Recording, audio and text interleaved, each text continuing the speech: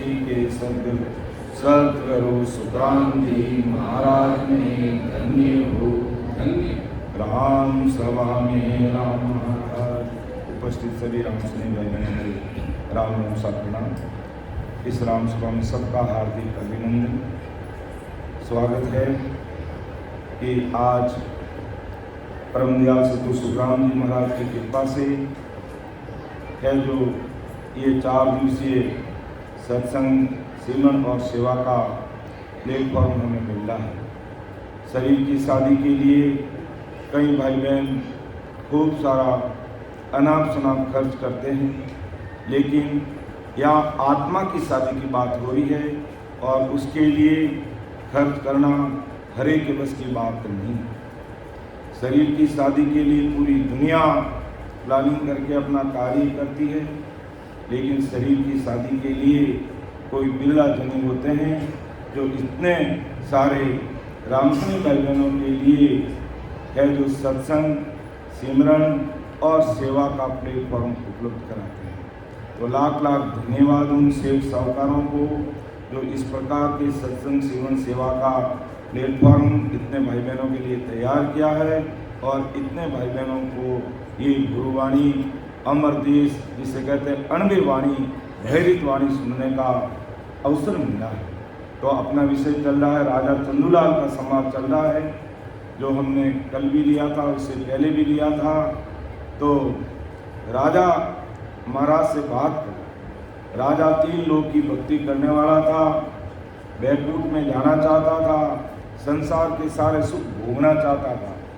तो महाराज ने कहा भाई ये 3 लोग के सुख है, आज तो है लेकिन कल कभी भी दुख आ सकता है, कोई भरोसा, ये स्थायी सुख नहीं है संसार के। तो राजा महाराज से प्रश्न कर रहा है कि अगस्त मुनि क्या सिमरन कियो, 3 सूण समुद्र कूट बर पियो, वासुर गुण कब से वासन होई, यारी दशा ऐसी सुन होई। राजा के प्रश्न का जवाब दे रहे हैं महाराज, हे राजा, अगस्त मुनि ने किसका सुमन किया? जिस योग से वो समुद्र पर सेतु बांधकर बड़े प्रयास से वो लंका में गए और वही समुद्र है, इतना बड़ा जो समुद्र अगस्त मुनि एक घूंट में पी गए। ऐसा पराक्रम उनके पास कैसे था? ये राजा तुम बता, कौन सी भक्ति थी उनके पास में जिससे, और वह सुरगुण कब सेवा की, उसने कब सुरगुण सेवा की, आन उपासना की भक्ति कब की जिसमें ऐसा पराक्रम था? उस पर तुम विचार कर। और महाराज उदाहरण देके समझा रहे हैं कि हे राजा गोपी चंद भरतरी जानो, गोरखनाथ जालंधर ठाणो, या अवतारन मान्या कोई, एक कौन सबद लेने चल होई। हे राजा एक विचार कर, गोपीचंद जी, भरतरी और गोरखनाथ जी, जालंधर जी, इन्होंने भी कोई अवतारों को नहीं माना और किसी अवतार की भक्ति नहीं की, लेकिन कौन से शब्द साधना करके ये संसार में अमर होकर रह गए हैं। ये गोपीचंद जी और भरतरी जी आज भी संसार में अमर है। तो हे राजा मुसलमान अवतारन माने, हिंदू तके पीर नहीं ढाने, जैन पीर अवतार त्याग्या, ये सो कहो कौन सुला गया। तो देखो बहुत ही शांति से बैठ जाइए, कोई आवाज नहीं करे राम सभा में। जिनको पानी पीना पी लीजिए, बैठ जाइए आराम से, थोड़ा व्यवस्था में लगे, ध्यान दीजिए, आवाज नहीं करें, कृपया थोड़ी शांति बनाए रखिए, अच्छे से गुरुवाणी सुनिए, ऐसा मेरा निवेदन रहेगा सभी से। और बात करनी है तो बाहर जाकर के बात कर लीजिएगा। यहाँ सभा में कोई किसी प्रकार की बात नहीं करेंगे, ये संगत की मर्यादा है, कृपया थोड़ा ध्यान दीजिए। तो हे राजा मुसलमान अवतारन माने, हिंदू तके पीर नहीं जाने, जैन पीर अवतार इत्याद्या, वे सो कौन सुना गया। तो हे राजा देख विचार कर, मुसलमान भाई वे अवतारों को नहीं मानते हैं, हिंदू भाई पीरों को नहीं मानते हैं, जैन धर्म वाले अवतार और पीर दोनों को नहीं मानते। तो बताओ वे कौन से भक्त की, कौन सी जो भक्ति करते हैं, कौन सी साधना करते हैं, इस पर हमें विचार करना चाहिए। कि हे राजा सबको धर्म एक सो सांसा, और धर्म सब सुन काचा, उपजे कपे होय मिट जावी, से सब ही धर्म माया कहावी। तो आज महाराज राजा की जगह पर अपन सब भाई बहनों को समझाएं। ये विचार करने की बात है कि राजा सभी का एक ही धर्म है और वो सच्चा है। क्या है कि दूसरे अलग अलग धर्म है वो कच्चे हैं, झूठे हैं, अर्थात होकर मिट जाते हैं, वो सब माया रूपी है। तो वो तो महाराज का सब धर्म एक कैसे हो सकता है? तो राजा वापिस महाराज से प्रश्न कर रहा है कि हो स्वामी जी सबका धर्म एक किम होई, वे हिंदू तुरक कही जे धोई, कृपा कर को समझाओ, और एक धर्म सो मोय बताओ। राजा भी बड़ा समझदार था, कह रहा हो स्वामी जी आप कह रहे हो सभी का धर्म एक है, कैसे हो सकता है? हिंदू का धर्म दूसरा, मुसलमान का धर्म दूसरा, ये दोनों धर्म अलग अलग हैं। तो कृपा करके मुझे ये समझाओ ये सभी धर्म है जो एक कैसे हो सकते हैं?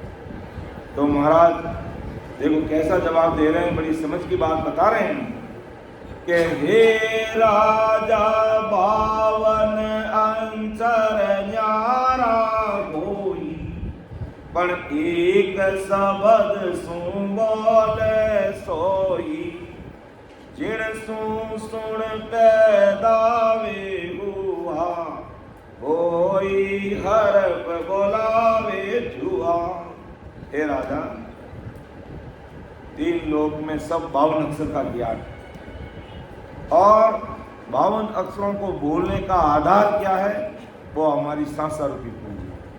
अब ये सांसा रूपी पूंजी भाई किसी भी धर्म का भाई है, सबके लिए सांसा जरूरी है, और सांसा के बिना वो बोल नहीं सकते। इसलिए महाराज ने कहा कि सांसा सब धर्म के भाई बहनों में, ऐसा नहीं कि फला फला जाति के अंदर सांस नहीं है, तो सब में सांसा चलती है, और वो प्राणों का आधार है, और वो ससुर राम जी का अंश है।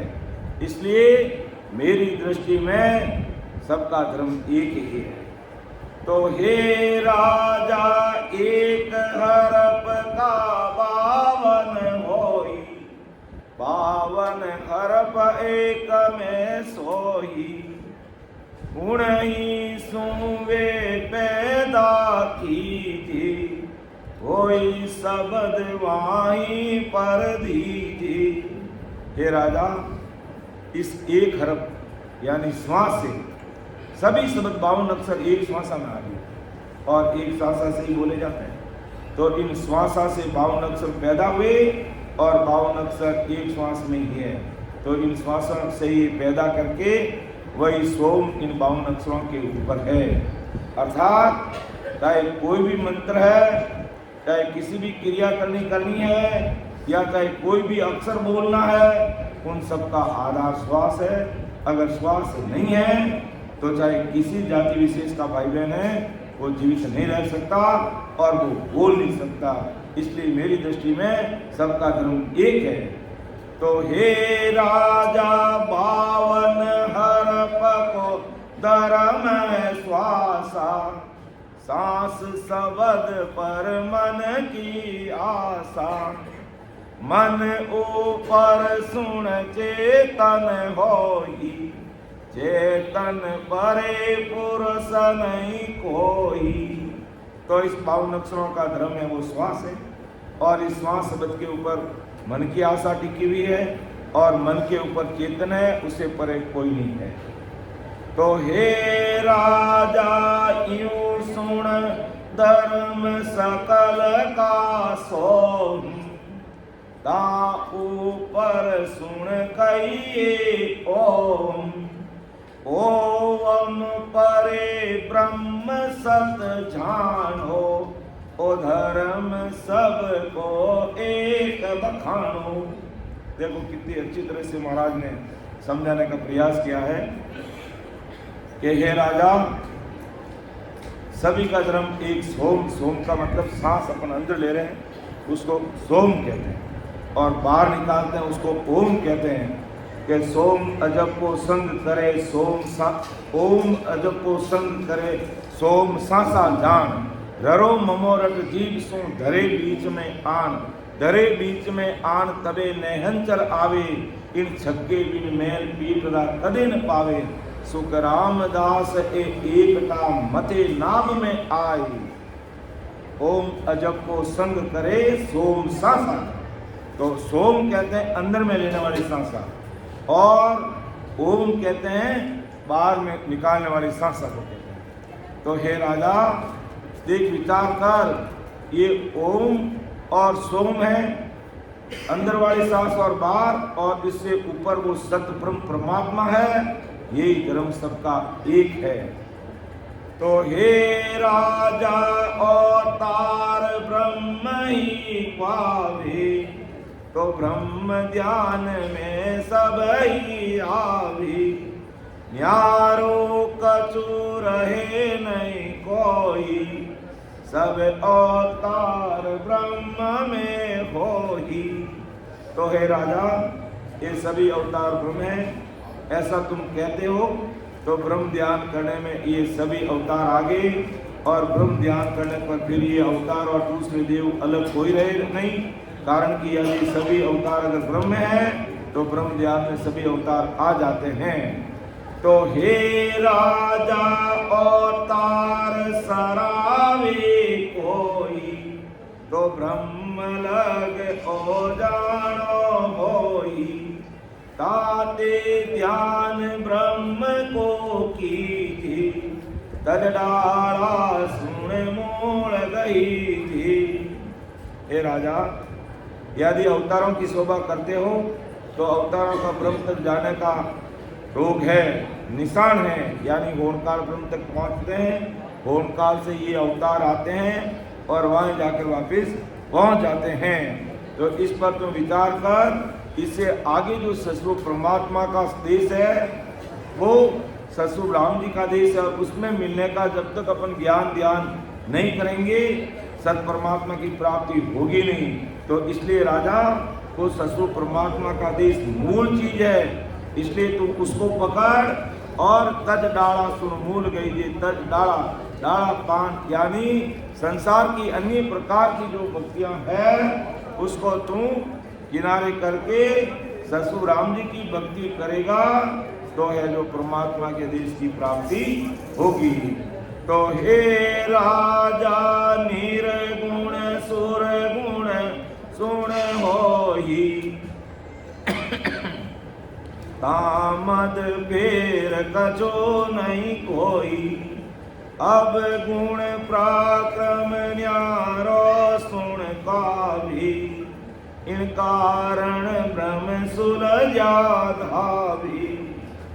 राजा भी बहुत बड़ा ज्ञानी है, लेकिन महाराज अच्छे से उसको समझाने का प्रयास कर रहा है कि राजा देख तू जो भी भक्ति कर रहा है मैं उसकी कदर कर रहा हूँ, लेकिन तेरी भक्ति की पहुँच कहाँ तक है इस पर तू विचार कर, और मैं तुझे जो ससुर परमात्मा साहिब राम जी के देश की भक्ति बता रहा हूँ तू उस पर भी विचार कर। तो हे राजा सुन, सुरगुण और निर्गुण, सुरगुण और निर्गुण कुछ भी फेर फर्क नहीं है, दोनों एक ही है। सुरगुण निर्गुण माया तक जाएगा, निर्गुण गौण काल तक जाएगा। तो मेरी दृष्टि में ये दोनों एक ही है। और सुरगुण और निर्गुण से परे जो ससुर राम जी का आनंद पद की भक्ति है, वहाँ नहीं पहुँचेगा तब तक जीवात्मा का कार्य होगा नहीं। इसलिए वो अब गुण पराक्रम न्यारो कावे कि इन कारण ब्रह्म सुलझा गावे। इन वास्ते जो सुलझ गए हैं, जिनको ससुर परमात्मा की भक्ति मिल गई है, वो है जो ब्रह्म यानी ससुर राम जी की भक्ति करते हैं। इसलिए राजा विचार कर समझ, अब संसार का उदाहरण देकर के महाराज समझा रहे हैं कि हे राजा जीव सुन नाज आण के कोई, भोजन करो बहुत विद लोई, है सागे पण पराक्रम जुआ, सुन राजा यूं सुर गुण मोहा। बहुत ही सरल और सहज शब्दों में महाराज समझा रहे हैं कि राजा देख, अनाज एक ही है, अनाज एक ही है, लेकिन अगर अपन उससे अलग अलग प्रकार की चीज बनाएंगे तो उनका अलग अलग गुण है। जैसे मान लो अपन गेहूं है हमारे, तो गेहूं का दलिया बना करके अपन घाट बना सका, उसी गेहूं से आटा से अपन सीरा बना सकते हैं, पूड़ी बना सकते हैं, और भी कई प्रकार के व्यंजन अपन बना सकते हैं, लेकिन चीज तो एक ही है। तो इसी प्रकार ब्रह्म ससुर राम जी तो एक ही हैं, लेकिन 3 लोग 14 भवन गुण काल पागुन तक का मैनेजमेंट करने के लिए है जो अलग अलग सबको काम दिया गया है, और सबका अलग अलग गुण और पराक्रम है, और वो सब ससुर साहिब ने लगाया है। तो अब इस गुण काल पागुन तक के कुल 35 लोग हैं। अब उन 35 लोग में से तुम कौन से लोग की भक्ति करोगे, उस लोक में जाओगे। और अगर 35 लोक में जाने की भक्ति नहीं करोगे, और 35 लोग को बनाने वाले ससुर साहिब राम जी महाराज की अगर अपन भक्ति करेंगे तो परमात्मा के देश में जाएंगे। यही बात परम दयाल सदगुरु सुखराम जी महाराज राजा को समझा रहे हैं, और आज अपन सभी भाई बहनों को समझा रहे हैं कि आप जो कुछ कर रहे हो ठीक है, लेकिन मूल्यांकन करना चाहिए, क्योंकि ये मनुष्य शरीर और ये 77 करोड़ 76 लाख सांसा रूपी पूंजी दे करके ससुर साहिब राम जी ने हमें भेजा है, तो इसका मिसयूज नहीं होना चाहिए, इसका सदुपयोग होना चाहिए। और जो भी हम भक्ति करते हैं उस पर हमें विचार कर लेना चाहिए कि हमारी जीवात्मा का कार्य होगा कि नहीं होगा, हम आवागमन से मुक्ति पाएंगे कि नहीं पाएंगे, हम ससुर राम जी के देश की प्राप्ति कर सकेंगे कि नहीं कर सकेंगे। इन सारी बातों पर हमें चिंतन करना चाहिए, मूल्यांकन करना चाहिए, विचार करना चाहिए, निर्णय लेना चाहिए, डिसीजन लेना चाहिए, और फिर भक्ति मार्ग में आगे बढ़ना चाहिए। ऐसा नहीं कि भाई हमें जैसा मिला उसी को हम आगे चला रहे हैं, ऐसा नहीं करना चाहिए।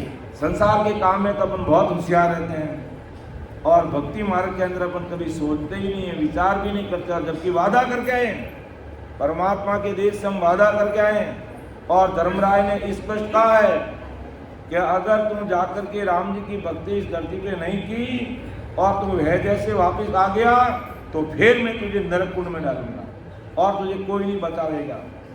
ये मेरी बात कान खोल के सुन ले। जीव जब संसार में आता है, बाकायदा महाराज ने गर्भावली ग्रंथ में ये चीजें लिखी है, ये मैं मेरे मन से नहीं कह रहा हूँ, ये चीजें महाराज ने लिखी है स्पष्ट कि भी अपन कौन करके आते हैं, करार करके आते हैं, अग्रीमेंट करके आते हैं इस संसार में आने से पहले कि मैं संसार में जाने के बाद राम जी की भक्ति, ससुर परमात्मा की भक्ति को 1 मिनट भी नहीं भूलूंगा। ये इतना हमारा कोल किया हुआ है, अग्रीमेंट किया हुआ है राम जी का गर्गाग में, 1 मिनट भी नहीं भूलूंगा। आपकी भक्ति करके मैं राम जी के देश में आऊँगा। और जैसे ही माँ के गर्भाशय से बच्चा बाहर आता है और माया का पर्दा इस कदर पड़ जाता है, वो सब कुछ भूल जाता है।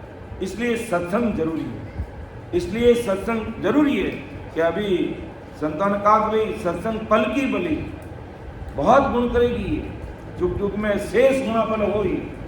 और अन्य संतान ने भी कहा कि सतसंगत अमर जड़ी है, सतसंगत अमर जड़ी है, जिनको लाभ मिलो सतसंग है, जिनको लाभ मिलो सत्संग में, उनको खबर पड़ी है, सतसंगत अमर जड़ी है, सतसंगत अमर जड़ी है।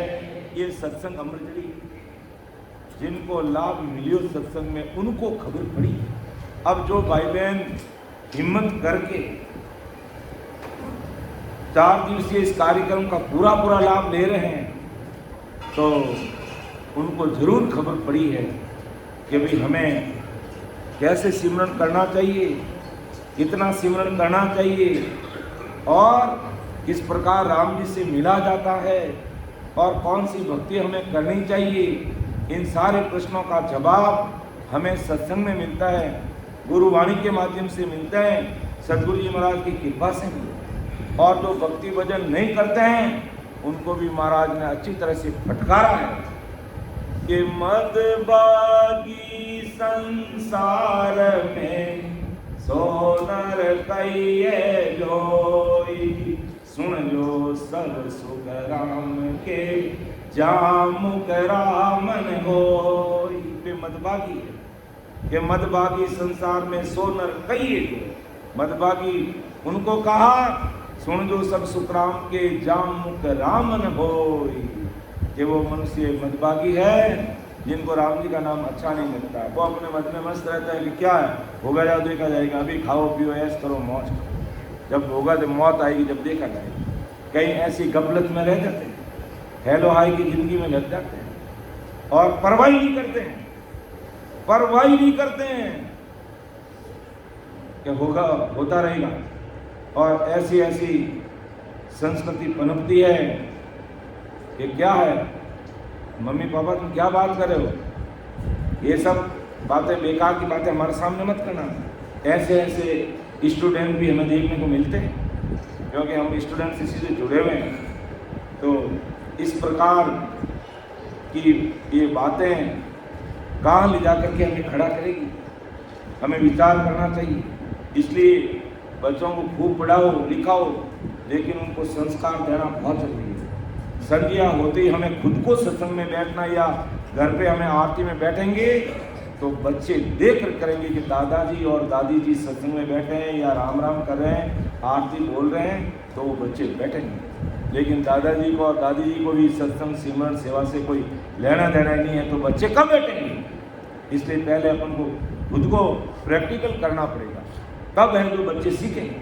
और नई राम जी के नाम की भक्ति नहीं की और ऐसे ही रहे संसार में, तो धर्मराय ने कहा फिर मैं 84 प्रकार के जो ये कुंड है नरक कुंड, उनमें डालूंगा फिर कि नर देई नर पाए कर नाव रटे नहीं कोई, ताको सुन सुख राम के दीर्घ जमारो हो।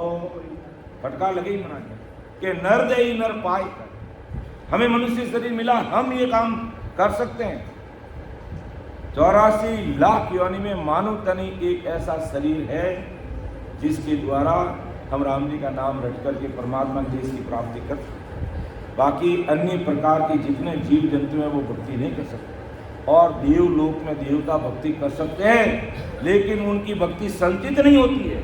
इसलिए मानव तन सबसे बड़ी चीज हीरा मिला, और उसका हमने मिसयूज कर लिया कि नर देई नर पाए कर नाव रटे नहीं कोई, ताको सुन सुख राम के धीरक जमारो हो।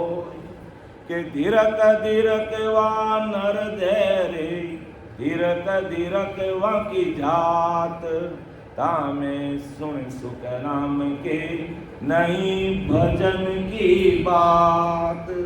कि धिकार जहाँ पर भजन भक्ति सत्संग सिमरन और सेवा की बात नहीं होती है, उस पूरी जाति को ही धिकार है। पूरे समाज को अधिकार है, उस मनुष्य को अधिकार है, उस घर गांव और मोहल्ले को अधिकार है जहाँ पर सत्संग, सिमरन और सेवा नहीं होती है। कि भजन बिना नर फिरत है, ते नर पशु समान, हर तज से सुख राम के, धरत पूजे जे आन। और देखो महाराज कि भजन बिना नर फिरत है, ते नर पशु समान, वो पशुओं की तरह है। हर तज से सुखराम के, दृग पूजे जे आन, जो आन उपासना आकार की पूजा पाठ करते हैं महाराज के, उनको अधिकार है। अरे सतरूप साहिब तो इस घट में बैठा है, राम जी इस घट में और राम जी इसमें मिलेंगे। और अपन क्या करते हैं कि भूला नर भूता फिरे हर ढूंढन के काज, साहिब तो सुखराम के नेड़ा है घटमाए। राम जी इस घट के अंदर है और अपन कहीं बाहर ढूंढ रहे हैं, बाहर ढूंढने का विचार कर रहे हैं। तो सिमरत को शरणों तजी, गए आन की ओट, ताकू सुन सुख राम के, दीर्घ लानत है पोट। के सिमरत परमात्मा को शरणों तक और अपन कहीं कहना गए आन की ओर, आन उपासना आकार सुरगुण भक्ति पूजा पाठ में लग जावा तो महाराज के होने बार बार धिक्कार। और अबे जो महाराज भी सत्संग सिमरन सेवा करे तो उन्हें महाराज है जो धन्य भी की और लाड भी करी रहे कि दिन दिन का को जन्म है, जहाँ पद खोजो आई, फिर दिन सो सुख राम के, रया राम लिवलाई। भगवंता ने धन्य हो धन्य। तो दिन दिन ताको जन्म में जा पद खोजियो आए, पहले दिन पद की खोजना करके अपने लिए सहज और सरल मार्ग बना दिया।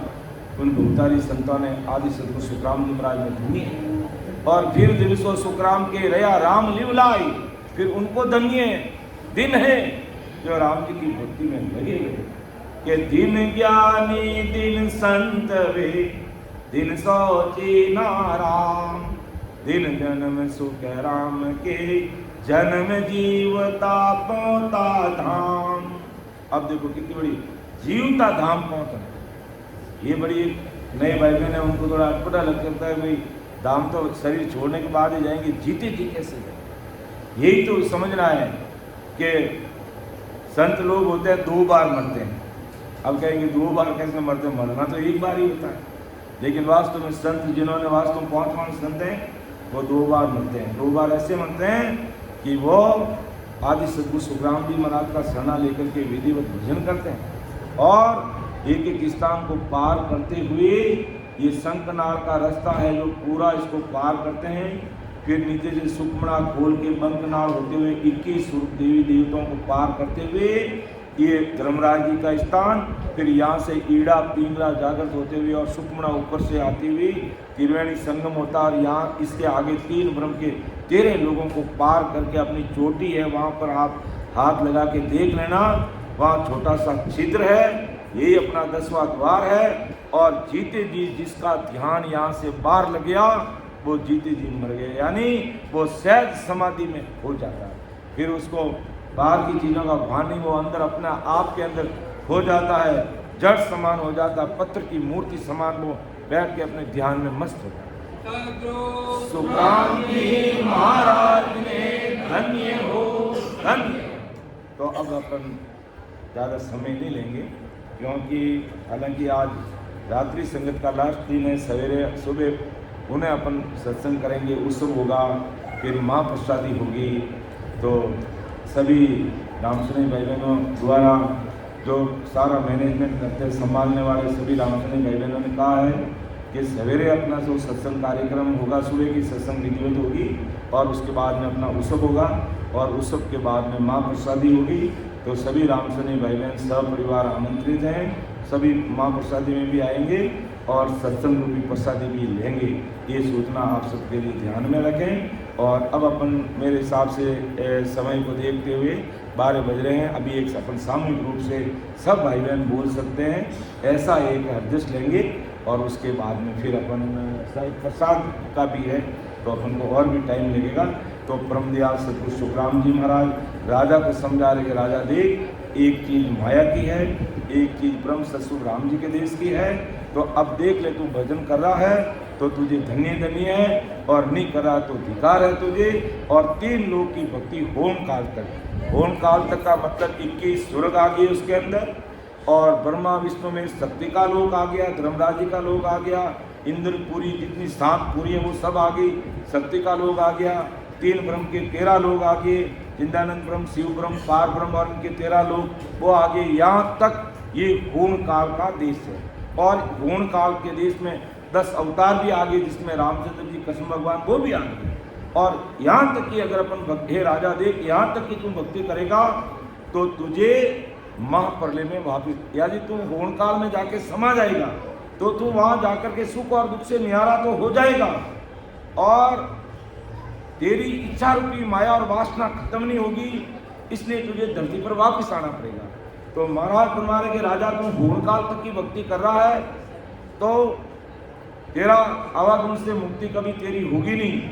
इसलिए होम काल से परे जो सतगुरु राम जी का देश है, जो कहते हैं साहिब का देश सबसे ऊपर है, जो अभी प्रसंग आया भी महाभारत के अंदर अर्जुन और कृष्ण भगवान चर्चा करते हैं। अर्जुन ने कहा कि महाराज ये इतना सारा कार्यक्रम चल रहा है तो कोई अपन को भी चलाने वाला है क्या? तो कृष्ण भगवान का भाई अपने ऊपर भी परमात्मा सतगुरु साहिब, तो वास्तव में वो सतगुरु साहिब हैं, और उन सतगुरु साहिब के देश में अपन नहीं पहुंच पाएंगे तब तक हमारा कार्य नहीं होगा। इसलिए हमें निर्णय लेना है, डिसीजन लेना है, ज्ञान ध्यान से समझना है कि मैं जो भी भक्ति कर रहा हूँ, अगर होम काल तक की भक्ति हमारी है तो हमारी जीवात्मा का कार्य नहीं होगा, और हमें वापिस इस धरती पर आना पड़ेगा। और एक बार मानो तन हार गए तो 43 लाख और 20,000 वर्ष तक का हमें दुख भोगना पड़ेगा, इससे हमें कोई रोक नहीं सकते। इसलिए ब्रह्मदयाल और होम काल की भक्ति और 3 लोग 14 भवन चलाने का मैनेजमेंट करने के लिए, जैसे ये सत्संग सभा का मैनेजमेंट करने के लिए कमेटी बनी हुई है, भाई बहन इसमें लगे हुए हैं और पूरा काम अच्छी तरह से संभाल रहे हैं। इसी प्रकार होम काल तक 3 लोग 13 ब्रह्म के लोग ये सारे इस पूरी धरती को, आकाश पाताल मृत्यु लोक सबको चलाने के लिए अलग अलग देवी देवता ब्रह्मा विष्णु महेश अवतारों को काम दिया गया। और वो संसार के भाई बहनों का संसार का जो कोई काम है तो वो करेंगे। ये पूरा एक सेक्टर अलग है, और इसमें अवतार आते हैं, वो निमित्त अवतार आते हैं संसार का काम। और दूसरी तरफ नित्य अवतार महापुरुष संजन, बड़े बड़े महापुरुष धरती पर आते हैं, इनका सेक्टर बिल्कुल अलग रहता है। ये संसार की पर्चा में ध्यान नहीं देते, संसार के काम में ध्यान नहीं देते। इनका एक ही काम है कि भाई सतगुरु राम जी की भक्ति का ज्ञान सुनोगे समझोगे तो हम परमात्मा के देश में मिलाने के लिए सतगुरु राम जी ने इस देश में हमें भेजा है, इसलिए हम ये काम करें। जैसे बड़े बड़े महापुरुष संजन हमारे बीच में धरती पर आए, तो इनका एक सेक्टर क्षेत्र अलग और 3 लोग का काम करने वाला का सेक्टर अलग है। तो अब अपन 3 लोग का काम करने के सेक्टर के अंदर रहेंगे और उनकी भक्ति करेंगे तो हम होम काल से परे नहीं हो सकेंगे।